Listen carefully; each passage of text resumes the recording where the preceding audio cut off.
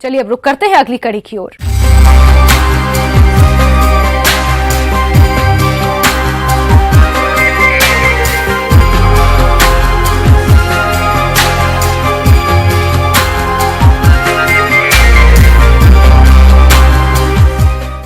फसलों में दवाओं और धूलनशील उर्वरकों का छिड़काव करने के लिए स्प्रेयर मशीनों का प्रयोग किया जाता है। इसलिए हमारे किसान भाइयों को स्प्रेयर मशीनों के बारे में जानकारी होना जरूरी है।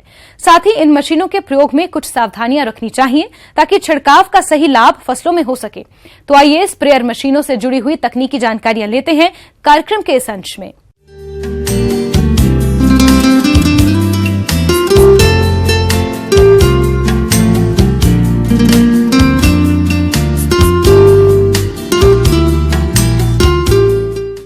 अभी जो रबी का मौसम है, किसान भाइयों अपने खेतों में फसल दलहनी का और अन्य जो गेहूं वगैरह का फसल लगा लिए होंगे और कुछ ऐसे फसल हैं जिसमें कि अधिक से अधिक, खास करके सब्जी वगैरह का फसल, इसमें अधिक से अधिक कीटनाशी का प्रयोग होता है। अक्सर किसान दवाओं का छिड़काव करते समय लापरवाही बरतते हैं जिससे उनके स्वास्थ्य पर विपरीत असर पड़ता है।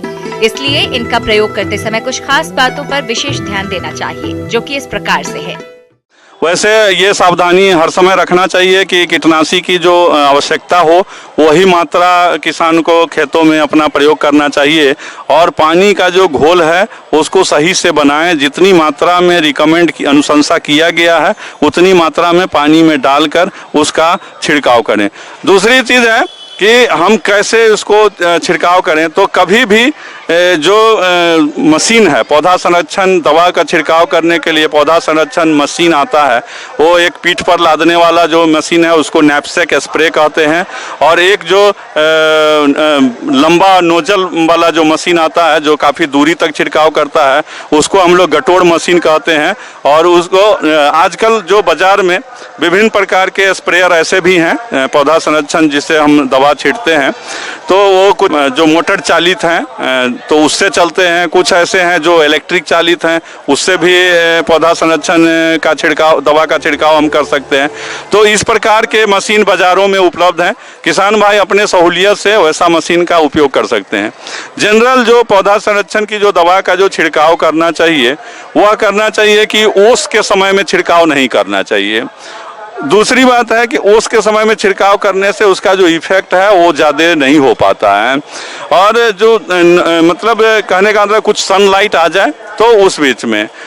तीसरी बात है कि हम जो पौधा संरक्षण दवा का जो छिड़काव करते हैं तो उसमें एक बड़ी सावधानी रखना है कि जो बच्चों से दूर रखें उस दवा को, और जिस समय में हम छिड़काव करते हैं तो वो ये ध्यान में रखें किसान जो जो मास्क है वो मास्क लगावे अपने मुंह पर और तभी उस स्प्रे का छिड़काव करें। छिड़काव करते समय पूरे कपड़े, किट, रबड़ के दस्ताने, गम बूट और मास्क, चश्मा आदि जरूर पहनना चाहिए। शरीर पर खुले घाव नहीं होने चाहिए। यदि घाव हो तो छिड़काव के समय उस पर मोटी पट्टी बांध लेनी चाहिए। कभी भी दवा के विपरीत दशा में छिड़काव नहीं करना चाहिए। छिड़काव हमेशा सुबह या शाम के समय करना चाहिए। दवा का छिड़काव करते समय बीड़ी, सिगरेट, खैनी आदि बिल्कुल ना खाएं पिएं। तो उससे क्या होता है, जब हवा चलती है उस डायरेक्शन में अगर आप छिड़काव करेंगे तो आपके नाक में या आंख में या शरीर पर जो पौधा संरक्षण की दवा है वो पड़ती है और आप उसका इफेक्ट आप पर होता है। तो हम किसान भाइयों से ये अनुरोध करेंगे कि इस प्रकार का जो सावधानी है इसको बरत करके और आप पौधा संरक्षण की दवा का छिड़काव करें और अधिक से अधिक दवा का प्रयोग न करें। जितना कम हो, जितना आवश्यक हो उतनी ही निर्धारित मात्रा का उपयोग करके आप अपने फसल पर कीट और जो व्याधि लगती है उसको रोकने के लिए आप ऐसे दवाओं का प्रयोग करें और पूरी सावधानी के साथ दवाओं का प्रयोग करें और अधिक से अधिक लाभ प्राप्त करें।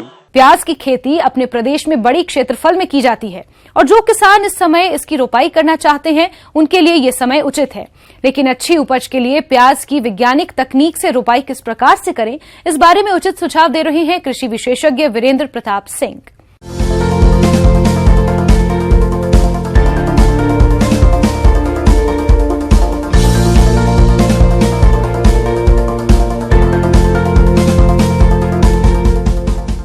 तो किसान भाइयों, सर्वप्रथम प्याज की हम बात करें रबी प्याज की, तो रबी प्याज में जलवायु कैसी होनी चाहिए, तो जैसा कि सब जानते हैं कि ठंडी या शरद ऋतु की फसल है ये, तो औसत तापमान 15 से 30 डिग्री सेंटीग्रेड तापमान जो होता है वो सर्वोत्तम माना जाता है।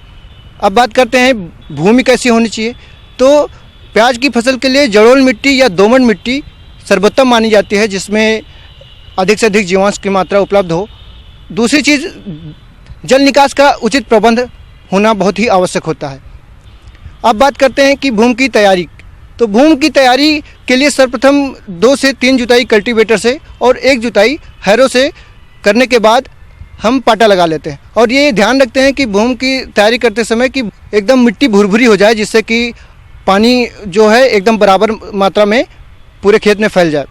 अब बात करते हैं कि खाद एवं उर्वरक प्रबंधन की, तो 250 से 300 कुंटल गोबर की खाद सड़ी हुई हम भूमि की तैयारी के समय पहले ही मिला देते हैं, और 100 से 120 किलोग्राम यूरिया और 100 किलोग्राम फास्फोरस तथा 100 किलोग्राम पोटास की मात्रा हम प्याज की फसल में प्रति हेक्टेयर की दर से मिलाते हैं।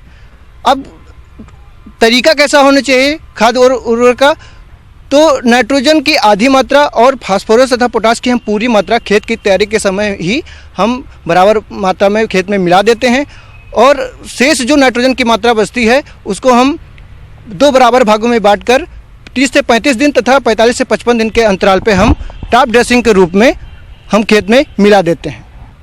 अब बात करते हैं कि उन्नतशील प्रजातियां हम कौन कौन सी ले सकते हैं, वो एग्रीफाउंड लाइट रेड, दूसरा कल्याणपुर रेड राउंड, भीमा श्वेता, भीमा किरण आदि उन्नतशील प्रजातियां किसान भाई ले सकते हैं। अब बात करते हैं कि बुआई यानी रोपाई कब करनी चाहिए, तो पौधे जब 45 से 50 दिन की हो जाए तो पौध रोपाई के योग्य मानी जाती है, और रोपाई करने का समय जो है दिसंबर का अंतिम सप्ताह से मध्य जनवरी में हम रोपाई कर सकते हैं। किसान भाइयों, रोपाई से पूर्व पौधों को उपचारित अवश्य कर लें। इसके लिए आप कार्बोडाजिम फफूंदीनाशक की 2 ग्राम मात्रा को प्रति लीटर पानी में घोलकर पौधों की जड़ों को उपचारित कर लें। इसके उपरांत ही पौध की रोपाई करें। तो अब बात करते हैं कि रोपाई का तरीका कैसे होना चाहिए, तो किसान भाई अगर हम पंक्त से पंक्त की रोपाई करते हैं तो वो काफ़ी अच्छा होता है, निराई गुड़ाई के समय भी कंद कटते नहीं हैं। तो पौध से पौध की जो दूरी होती है 15 सेंटीमीटर, और पंक्त से पंक्त की जो दूरी होती है वो भी 15 सेंटीमीटर रखते हैं। अब बात करते हैं खरपतवार नियंत्रण की। ये एक प्रमुख समस्या है प्याज की फसल में, क्योंकि अगर खरपतवार का सही समय पे हम निदान न करें, न निकालें खेत से, तो ये प्याज की फसल उगने से पहले ही ये खरपतवार उग जाते हैं और पौधों से प्रतिस्पर्धा करते हैं और पोषक तत्व ले लेते हैं, जिससे कि फसल पर काफ़ी हानिकारक प्रभाव पड़ता है। तो हम क्या कर सकते हैं कि पहली निराई गुड़ाई जो प्याज में करते हैं 20 से 25 दिन के अंतराल पे करते हैं, और दूसरी पहली निराई गुड़ाई के 1 महीने बाद करते हैं, तो इससे एक अच्छा प्रबंधन हो सकता है। और इसके बाद में क्या है कि अगर किसान भाई रासायनिक विधि अपनाना चाहते हैं तो पेंडामेथिलिन की 2 से 2.5 ml मात्रा हम प्रति लीटर पानी में मिलाकर रोपाई के 2 से 3 दिन के अंदर ही हम छिड़काव कर देते हैं, तो जिससे खरपतवार पर काफ़ी हद तक रोकथाम की जा सकती है। अब बात करते हैं कि सिंचाई प्रबंधन में अगर भूमि में रोपाई के समय पर्याप्त नमी है तो ठीक है, नहीं तो रोपाई के दूसरे दिन ही हम सिंचाई कर देते हैं, और फिर आवश्यकता अनुसार हम 10 से 15 दिन के अंतराल पर हम सिंचाई करते रहते हैं।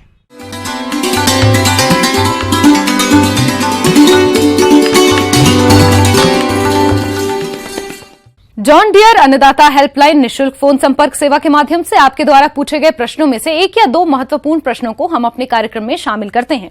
इसी के तहत आज का चयनित प्रश्न और उसका जवाब इस प्रकार से है।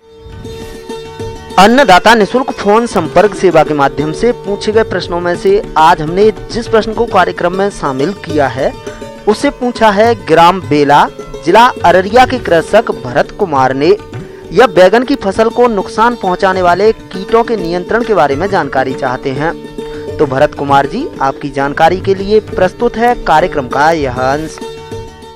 हमारे इधर बिहार में प्रमुख 3 तरह के मुख्य कीट हैं, जैसे बैगन में फली और तना छेदक, बैगन में जो बीटल पाया जाता है, हड्डा बीटल जिसको हम कहते हैं, और जो है आजकल बैगन में जो वायरस जनित बीमारी जो पत्ता छोटा होकर कुकरा जाता है, एकदम छोटा हो जाता है, भयंकर प्रॉब्लम दिखा दे रहा है। तो इनको कैसे कंट्रोल करें और इसको निदान कैसे पाया जाए, इसके हेतु हमको शुरू से ही जो है मैनेजमेंट प्रणाली अपनाना पड़ेगा।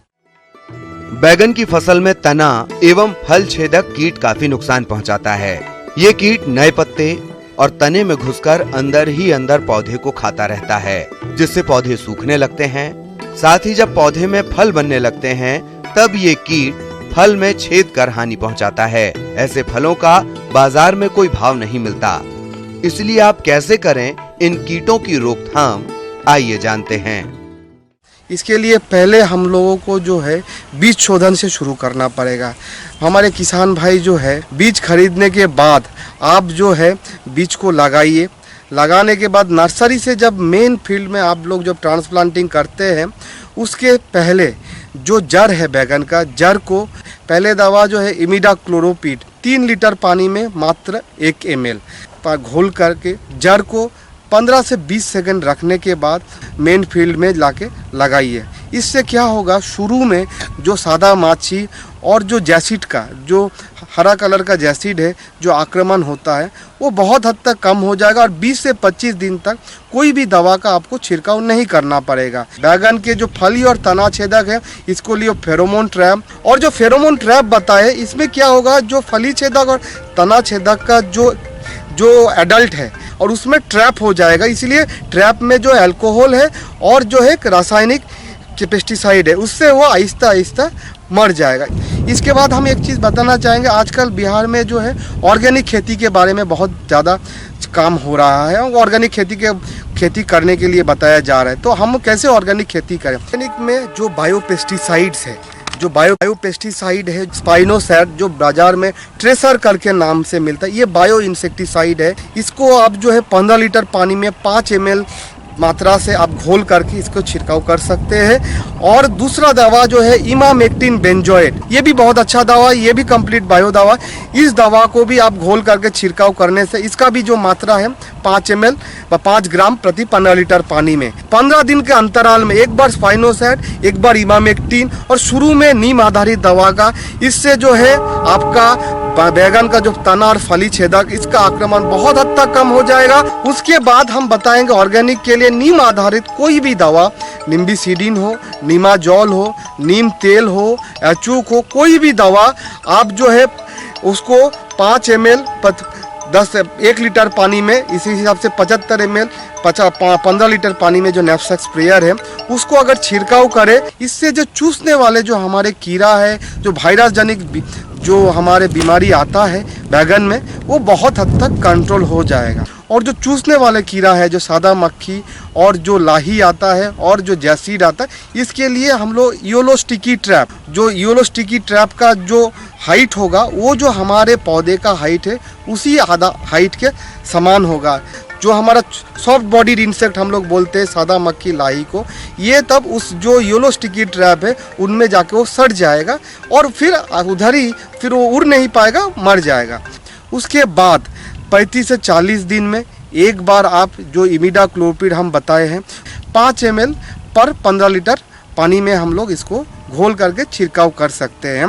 एक जो है फ्लूबेंडामाइड जो फेम के नाम से मिलता है, तो ये 5 ml प्रति 15 लीटर पानी में घोल करके आप छिड़काव कर सकते हैं। तो इससे क्या होगा, जो बहुत हद तक आपका फली तना और फली छेदक का आक्रमण कम होगा। और एक लास्ट जो हम बीटल के बारे में बताएंगे, जो शुरू में पत्ता चाट के चला जाता है, उसके लिए आप जो है एक आता है मिक्सचर करके पेस्टिसाइड आता है जो क्लोरोपाइरीफॉस प्लस हाइपरमेथ्रिन जो है नाक के नाम पे मिलता है, 1 ml प्रति लीटर पानी में घोल करके छिड़काव करते हैं। तो शुरू में जो आपका बीटल का समस्या पत्ता चाट के चला जाता है, वो जो पत्ता छेद करके जाता है, उससे भी आप बहुत हद तक कंट्रोल मिल सकता है। अब आइए देखते हैं कल दिखाए जाने वाले कार्यक्रम की कुछ मुख्य झलकियां। परवल की फसल को नुकसान पहुंचाने वाले कीट और रोगों का नियंत्रण।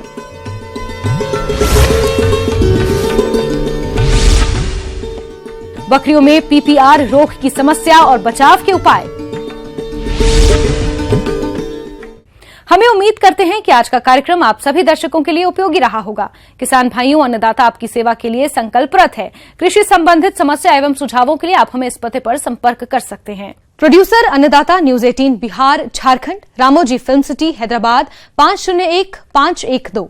साथ ही आप हमें ईमेल भी कर सकते हैं। हमारा ईमेल है p18अन्नदाताबिहार@nw18.com। इसके अतिरिक्त आप हमें जॉन डियर निशुल्क हेल्पलाइन नंबर 180041922155 पर सोमवार से शनिवार सुबह 10 से शाम 4 बजे के बीच संपर्क कर सकते हैं। किसान भाइयों, अब समय हो रहा है आपसे विदा लेने का, तो हमारी अन्नदाता टीम को दीजिए इजाजत। कल आपसे फिर मुलाकात होगी कृषि संबंधित कुछ और महत्वपूर्ण जानकारियों के साथ। नमस्कार।